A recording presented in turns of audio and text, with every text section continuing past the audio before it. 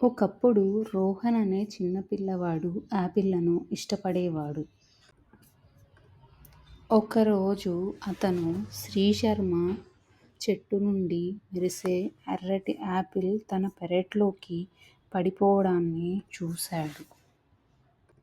రోహన్ దానిని తీసుకుని తినాలనుకున్నాడు. కానీ ఆ యాపిల్ తనది కాదని అతనికి గుర్తుంది.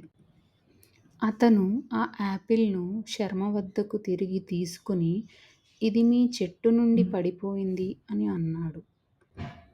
దానికి శ్రీశర్మ నవ్వి రోహన్కు ఒకటి కాదు 2 యాపిళ్లను ఇచ్చి, నిజాయితీకి ఎల్లప్పుడూ ప్రతిఫలం లభిస్తుంది అని అన్నాడు. జీవితంలో ఎల్లప్పుడూ నిజాయితీగా ఉండాలి.